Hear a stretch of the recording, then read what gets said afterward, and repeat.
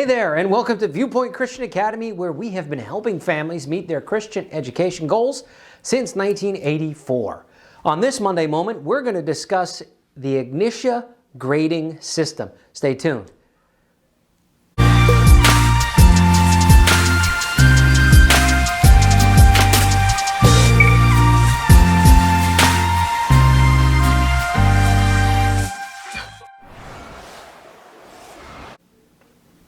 So in Ignitia, it works in a similar way as all of our other curriculum over all the years. We are an individualized and mastery-based program, and Ignitia, the curriculum online that we use, accommodates that. It works. It's a Christian curriculum that's individualized and mastery-based. Now, when we say mastery-based, we mean that before we move on from one topic to the next, we ensure that the student has mastered the material. Whether you're using paper curriculum or you're using online curriculum, we will always have measures in place to ensure that you are mastering the curriculum. So in Ignitia, I want to just take a minute and explain to you, how do we grade the unit overall? Because when we have our paper curriculum, the grade for each unit is whatever the test grade is.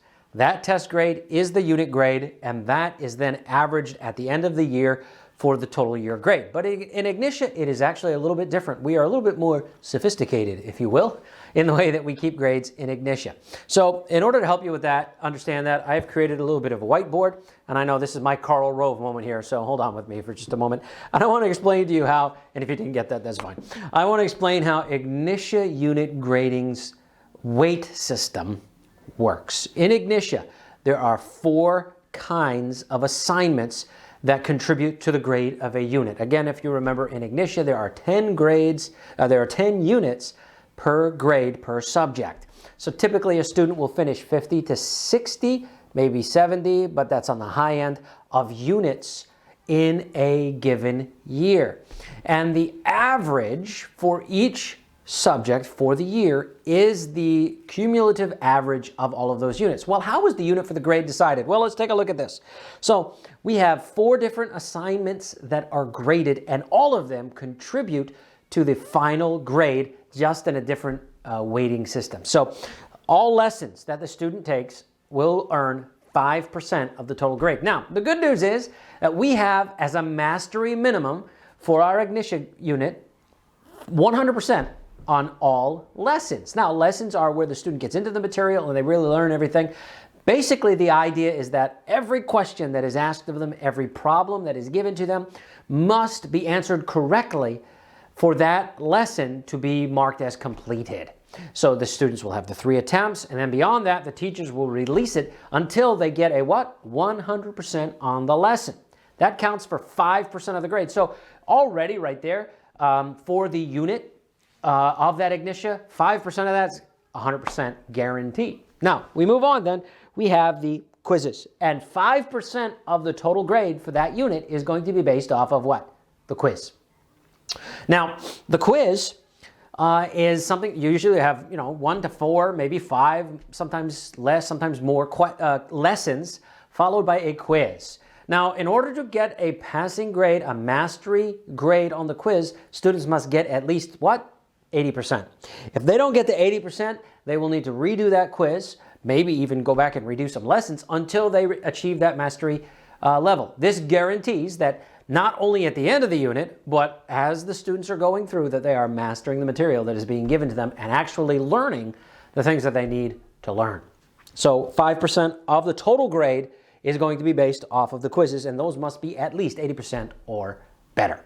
So far, these account for 10% of the total grade, and they are mandated to be at what we call mastery passing level of 80%, right? The unit must be at least 80% in order for the student to move on to the next unit. Now, we also have projects that are weighted at 10%. 10% of the total unit grade will be based on the projects. Now, there is no minimum grade on a project. The student will be required typically to write something. They may be required to conduct an experiment, record their results. Most of the time, it will be some sort of a writing project. And the grade that they receive on this writing project will be based off of the rubric. And here's a picture of the rubric for you to see. And is also on our website. as well under the post rubric, grading rubric. So please be sure that you reference that as you're doing the projects. Projects count for 10%. All of your lessons and quizzes, yeah, those are, the projects are worth the same amount as your lessons and quizzes. So projects are an important part. Now, sometimes students will try to be lazy because they are, they tend to require some research, some thinking, some effort. Students will tend to be a little bit lazy on the projects, so we oftentimes will see something less than an 80 on a project because the students didn't really put in their best effort. But I would encourage you, or maybe they didn't follow the directions. Now, there are times when we will kick it back to the student and say, hey, you didn't do this, please fix it. But then they kick it, but then they'll resubmit it exactly the same way. At which point we assume, okay, now that's the best they're going to do, and we will grade it accordingly. And sometimes we've given grades as low as below 60. Fs are a possibility here. You don't want that, but hey, that's kind of the factor there. So just keep that in mind. That will affect the overall grade of the student's work. Now, the biggest weighted part of the grading for the unit in Ignitia is the test. It is 80%, a full 80%. Now, why do we demand mastery on the lessons and the quizzes? Why do we demand that? Because we know that the best way to get a good grade on your test is to be sure you master the lessons and the quizzes. I will say this, if a student has to make multiple attempts on a lesson and or a quiz, it doesn't bode well for the test. So if that quiz is being done 5, 6, 7, 8 times, and the lessons are, the 3 attempts to pass a lesson with a 100%, if it's requiring most of the lessons are requiring several more attempts, that's not boding well. That means that the student really isn't getting in and learning the material the way that they need to learn the material. And it concerns me as to how it will go for the test, right? So that is something to consider. So if you notice that your child is not getting the 100% after the 3 times consistently, if you notice that they are not getting 80% or better within the first couple of attempts, but it's taking 3 attempts, I would say, on a quiz is a good way to work it, because you're going to take the notes and everything. But if it's taking more than 3 on a quiz, that's problematic, right? That's concerning that they're not giving the attention that they need every day to the work. Because again, when you get to that test, you need 80% or better. Now, when the student takes the test, they get an 80% on that test, typically it's understood, boy, they're okay. Because 80% of the grade for that, and when you combine that with the lessons and everything, even if the projects are pretty low, it might drop the grade a little bit depending on the projects.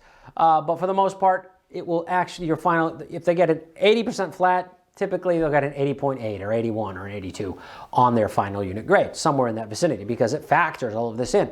There are times when a student might get a 78, maybe a 77.5, and yet still get that 80% or better on the unit and be able to pass that unit, move on to the next thing. That does work out. But there are also times when it works in reverse, right? If, let's say the student gets 100% on the test, they may end up walking away with a 90.1. Why? Well, because the other things might not have all been 100%. So it works both ways. So I just want to make sure you understood how that works. So sometimes, yes, if they get below an 80, they might still pass the unit. You're going to look at the overall unit grade after the test is taken. If the overall unit grade says 79.7, and I've had that, 79.8, 79.9, not a passing. We are going to be going back and redoing some quizzes and preparing again for that test because we want to master that material.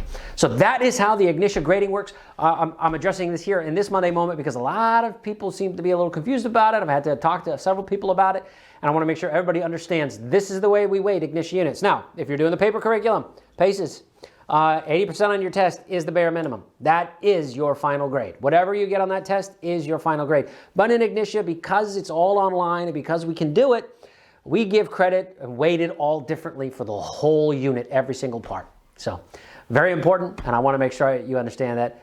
If you like this, if this was helpful, give it a thumbs up. Hey, maybe you subscribe to our channel if you haven't already done so. And if you think this will help somebody, maybe you know somebody who's doing some other work somewhere, share it. Share it with some friends. All right, God bless you. Have a great day.